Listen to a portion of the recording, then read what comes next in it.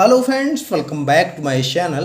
तो दोस्तों, आज की जो वीडियो है, इस वीडियो में हम बात करेंगे बीपीएससी टीआरई 4 के लिए बेस्ट बुक। जी हाँ दोस्तों, अगर आप टीआरई 4 के लिए तैयारी करना चाह रहे हैं तो उसके लिए सबसे बेस्ट बुक कौन सी है, आज की इस वीडियो में पूरा डिटेल से आपको बताएंगे। दोस्तों, यह जो वीडियो हम बना रहे हैं, स्पेशली हमारे एक सब्सक्राइबर ने कमेंट किया था कि सर हम टीआरई 4 में स्पेशली पीआरटी की तैयारी करना चाह रहे हैं, तो क्लास 1 to 5 के लिए सबसे अच्छी बुक कौन सी है, कौन सी बुक से हम तैयारी करें कि हमारा टीआरई 4 में अच्छा स्कोर आए और इस बार जो है कि हम सिलेक्शन ले लें। तो दोस्तों, इस वीडियो में हमने सिर्फ 3 बुक को सिलेक्ट किया है। अगर वह आप तीनों बुक पढ़ते हैं, अच्छे से उससे तैयारी करते हैं, तो गारंटी जो है कि आपका जो है कि टीआरई 4 में सिलेक्शन जरूर हो जाएगा। तो दोस्तों, आज की इस वीडियो में पूरा डिटेल से आपको बताएंगे कि कौन कौन सी बुक लेना है और कैसे आपको पढ़ना है। तो इसलिए आप इस वीडियो को शुरू से लास्ट तक जरूर देखिएगा। और दोस्तों, अगर आप लोग चैनल पर नए हैं तो चैनल को जरूर सब्सक्राइब कर लीजिए। तो दोस्तों, चलिए वीडियो को स्टार्ट करते हैं और बात करते हैं कि टीआरई 4 के लिए क्लास 1 to 5 के लिए सबसे अच्छी बुक कौन सी है। तो दोस्तों देखिए, सबसे पहली जो बुक हम रिकमेंड करते हैं वह आपका है BPSC previous year question bank. जी हाँ दोस्तों, सबसे इम्पॉर्टेंट बुक यही है, क्योंकि दोस्तों जो आपका टीआरई 2 का पेपर हुआ था, टीआरई 1 का पेपर हुआ था बीपीएससी का, उसमें जो है कि अगर आप इस बुक से पढ़े रहे होंगे तो देखे होंगे कि वहाँ पर बहुत ज़्यादा क्वेश्चन जो है कि आपको डायरेक्ट इस बुक से मिले थे। अगर आप अभी भी जो है कि टीआरई 2 और टीआरई 1 का पेपर उठा करके देखेंगे तो वहाँ पर देखेंगे कि ज़्यादातर प्रश्न जो है कि वह बीपीएससी द्वारा जो प्री में पेपर पूछा गया है, जो बीपीएससी प्री का प्रीवियस ईयर में पेपर हुए हैं, उनसे प्रश्न बहुत ही ज़्यादा आया था। दोस्तों, आप लोग जो है कि अगर मिलाना चाह रहे हैं तो आप टीआरई 2 का पेपर उठाइएगा और उसमें जो है कि जो टीआरई 2 का पीआरटी का आपका पेपर हुआ था उसको आप देखिएगा। और इस बुक में जो 67th बीपीएससी का जो पेपर है और 68th बीपीएससी प्री का जो पेपर है उसको आप उठा करके मिला लीजिएगा। देखेंगे वहाँ पर जो है कि डायरेक्ट क्वेश्चन जो है कि आपके एग्ज़ाम में पूछे गए थे। तो इसलिए यह बुक बहुत ही ज़रूरी है। और दोस्तों, आप जान ही रहे हैं कि जो बीपीएससी इसका भी पेपर करवाता है और बीपीएससी जो है कि आपका भी पेपर करवाता है, तो इसलिए जो एग्ज़ाम जो आपका पेपर बनता है वह एक ही संस्था द्वारा जो है कि कराया जाता है। तो इसलिए पेपर में जो है कि सेम क्वेश्चन आने के चांसेस ज़्यादा रहते हैं। तो इसलिए आप इस बुक को ज़रूर खरीदिएगा। और दोस्तों, इस बुक को खरीदने का एक फ़ायदा और भी आपको होगा। जब आप इस बुक से क्वेश्चंस को पढ़ेंगे तो वहाँ पर देखेंगे दोस्तों, आपको कई प्रश्न ऐसे मिलेंगे जो कि लगभग हर साल 2 साल 3 साल पर रिपीट हुए होंगे। और इस बुक में क्या खासियत है कि उसमें डेट वगैरह भी लिखा रहता है कि जो है कि आप कोई भी प्रकाशन के ले सकते हैं। स्पेशली हम घटना चक्र नहीं कह रहे हैं, जो है कि कोई भी प्रकाशन जो भी आपको अच्छा लगे, घटना चक्र अच्छे लिखते हैं तो घटना चक्र का ले लीजिएगा, या और प्रकाशन भी आपका प्रीवियस ईयर क्वेश्चन पेपर लाते हैं तो आप उसको ले सकते हैं। कोई भी प्रकाशन रहे, बस इस चीज़ का आप ध्यान दीजिएगा कि जो बीपीएससी द्वारा अभी तक जितने भी पेपर हुए हैं सब पेपर उस बुक में रहना चाहिए। तो अगर आप इससे पढ़ेंगे दोस्तों तो वहाँ पर जो है कि आपको पूरा पैटर्न मालूम चल जाएगा कि बीपीएससी जो है कि किस तरह से क्वेश्चंस को पूछता है और कैसे जो है कि क्वेश्चंस को घुमाता वगैरह है, आपको अच्छे से पता चल जाएगा। और वहाँ से दोस्तों क्या है कि स्पेशली अगर आप घटना चक्र लेते हैं तो घटना चक्र में देखेंगे तो जो आपका क्वेश्चन दिया गया है उसके नीचे उसका एक्सप्लेनेशन भी किया गया है। तो दोस्तों, जब भी आप इस बुक से पढ़िएगा तो आप ज़्यादातर कोशिश जो करिएगा वह जो क्वेश्चन के नीचे एक्सप्लेनेशन दिया गया रहता है उसको आप ज़रूर पढ़िएगा। क्योंकि दोस्तों, अब जो है कि टीआरई 1 2 हो गया, 3 भी हो गया, अब टीआरई 4 है, तो इसमें हो सकता है कि आपका थोड़ा सा पैटर्न अगर चेंज करता है तो उसमें क्या हो सकता है कि जो एक्सप्लेनेशन दिया है उसमें से क्वेश्चन पुटअप कर सकता है। तो इसलिए आप एक्सप्लेनेशन पे ज़्यादा ध्यान दीजिएगा और क्वेश्चन भी आप एक बार अच्छे से पढ़ लीजिएगा। तो इस बुक को दोस्तों अगर आप लिए रहेंगे तो आपकी तैयारी में बहुत ही ज़्यादा मदद करेगी यह बुक, तो इसको आप ज़रूर ले लीजिएगा। उसके बाद चलिए दोस्तों बात करते हैं दूसरी बुक की।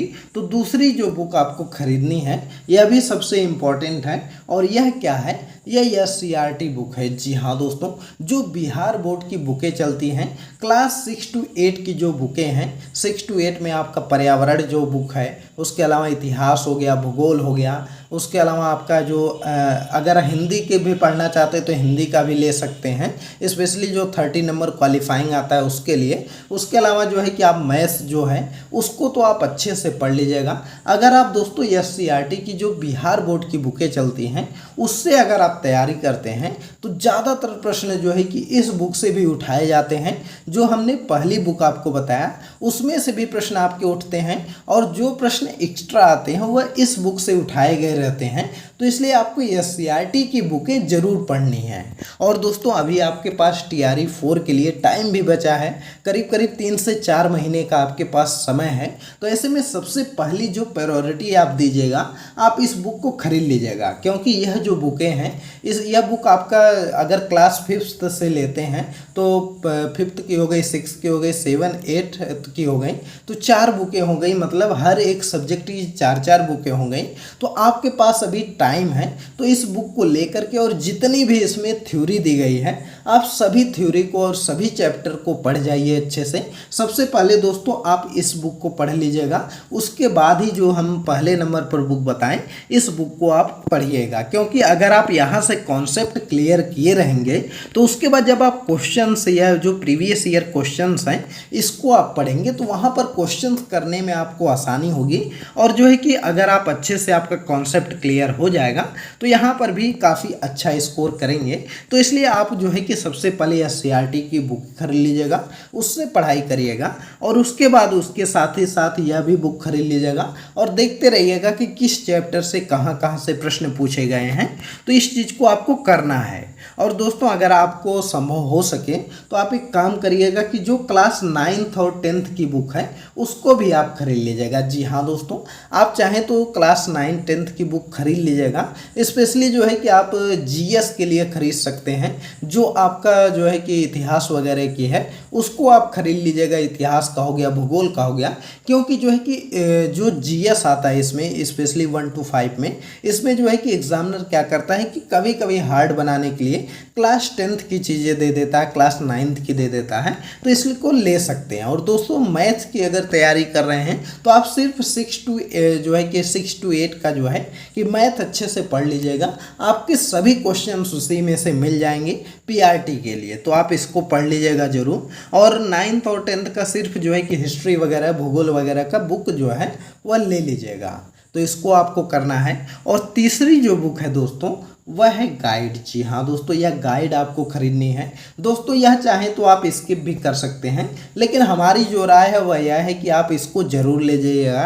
क्योंकि जो है कि यह जो गाइड आती है, किरण पब्लिकेशन की भी आती है और भी जो है कि पब्लिकेशन की आती है, तो किसी भी पब्लिकेशन का ले सकते हैं।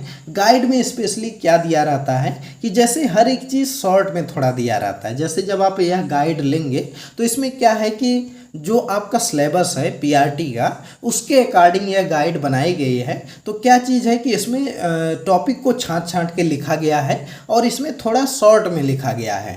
तो ऐसे में क्या है कि जब आप SCRT की बुक पढ़ लेंगे और जो है कि आप प्रीवियस ईयर वगैरह कर लेंगे, तो उसके बाद जब आपका एग्ज़ाम करीब आएगा, जैसे 15 दिन बचा है, 20 दिन बचा है, तो ऐसे में आपको एक बार रिवीजन करने के लिए यह गाइड बहुत ही ज़्यादा मदद करेगी। क्योंकि गाइड में जो है वह सभी चीज़ें शॉर्ट में लिखी गई हैं और जल्दी जल्दी जो है कि रिवीजन करने के लिए आपको यह बहुत ज़्यादा हेल्प करेंगी। और अगर आप जो है कि बुक से पढ़ेंगे, बुक से रिवीजन करेंगे, तो यहाँ पर जो है कि थोड़ा सा टाइम लगेगा आपको, क्योंकि इसमें चीज़ें काफ़ी विस्तृत लिखी गई रही हैं। तो इसमें जो है कि आपको शॉर्ट में लिखा गया है।